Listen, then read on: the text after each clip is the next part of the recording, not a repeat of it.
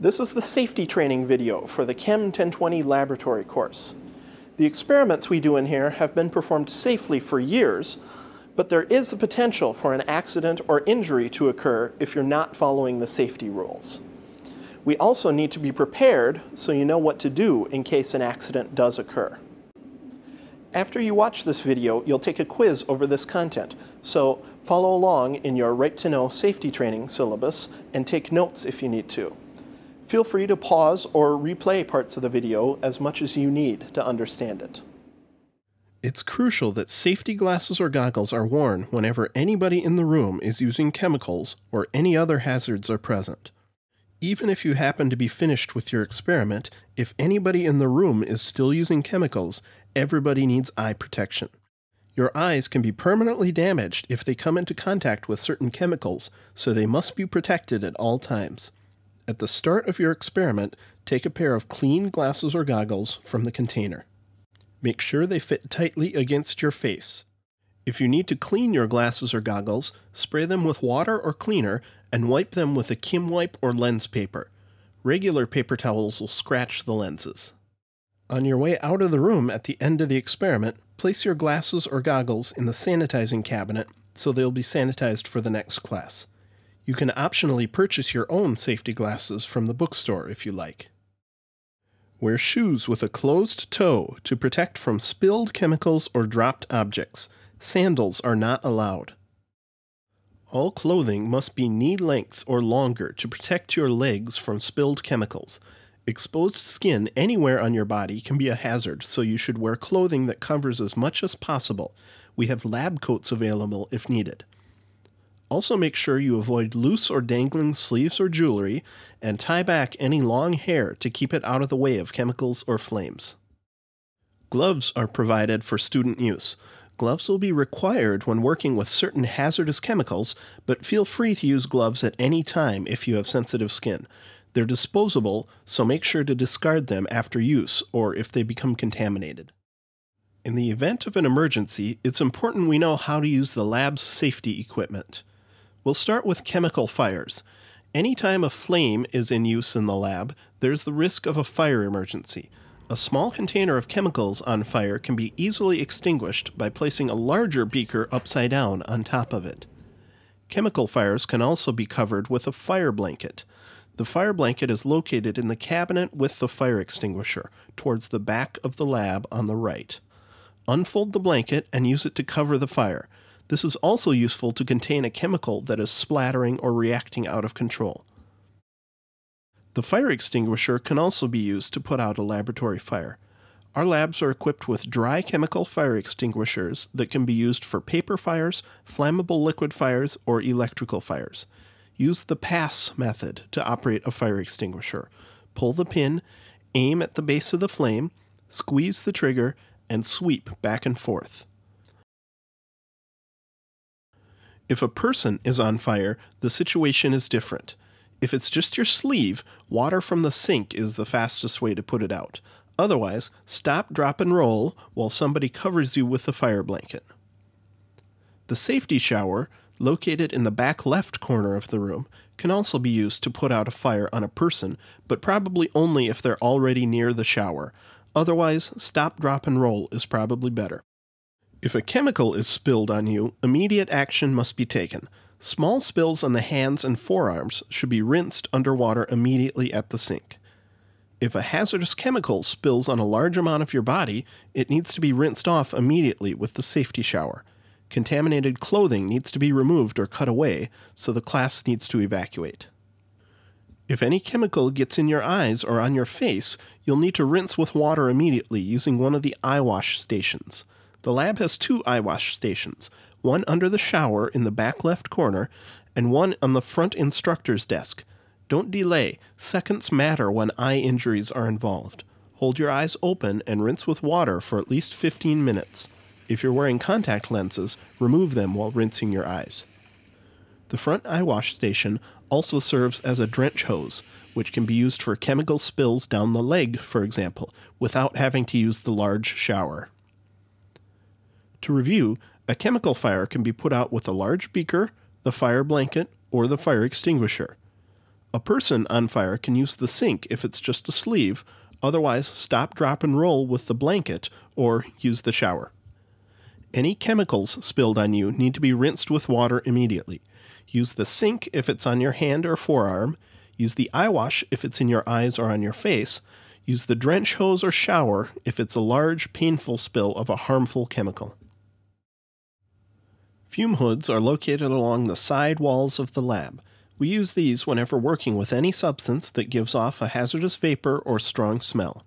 Fume hoods work by pulling air from the laboratory to the inside of the hoods where it's exhausted outdoors, so any vapors in the fume hood will not contaminate our breathing air in the laboratory.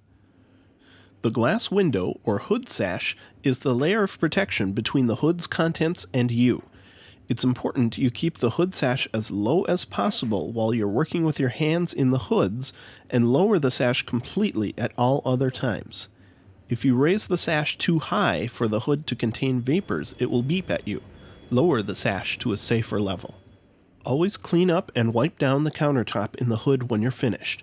Close the sash all the way and shut off the light. Exits are marked with illuminated exit signs. Keep the aisles free from obstructions. Keep bags, coats, personal items, etc. out of the aisles. Use the coat hook under the lab bench for your coat or bag, and keep everything under the bench. Always keep your chair pushed in when you're not using it. Conduct only authorized experiments in lab. Our experiments are safe if all the precautions are followed, but bad things can happen when you aren't following the directions. Ask your instructor if you're unsure of anything. No horseplay in the lab. Accidents and injuries can easily occur if you're fooling around. Minor cuts and burns may occur if you're not careful.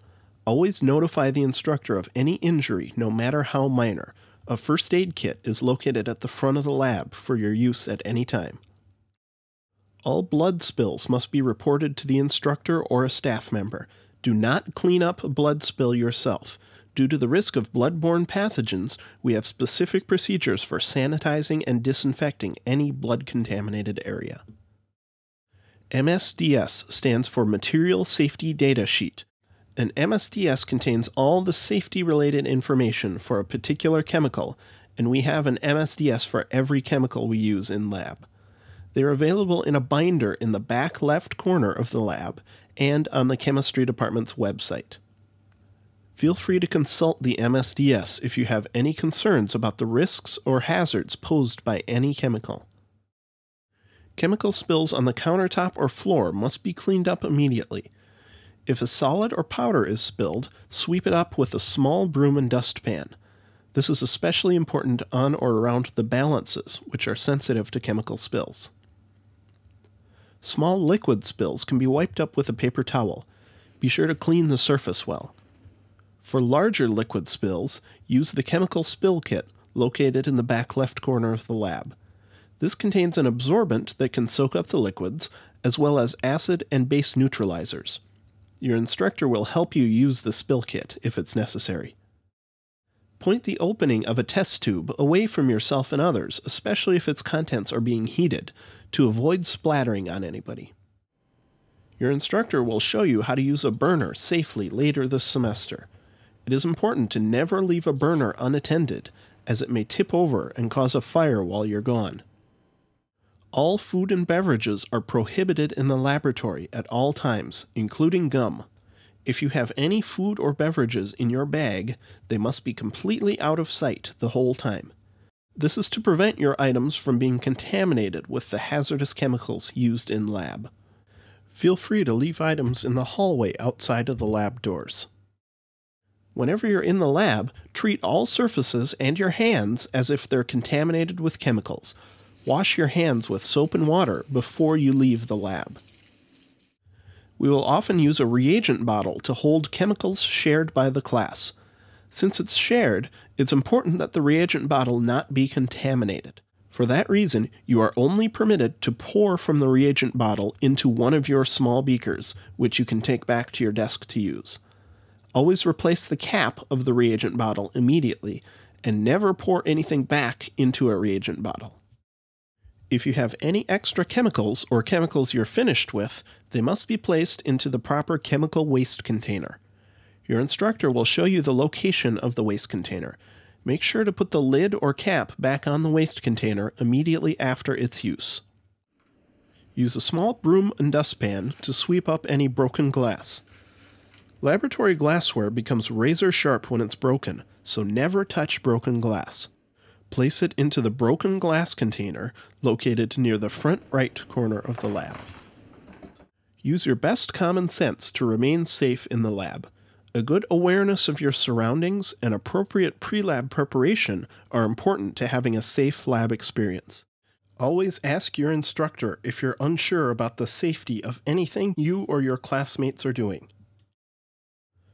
Finally, we have a few housekeeping rules which are necessary for the lab to run smoothly.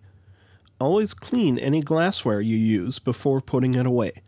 Use warm tap water, Alkanox glassware soap, and a scrub brush to thoroughly wash the glassware inside and out. Once it's clean, rinse it with a small amount of deionized water and dry it with a paper towel. Most glassware is in the drawers at the lab bench. Put items back in their correct drawer. There should be a drawer inventory card in the top drawer so you know where everything goes.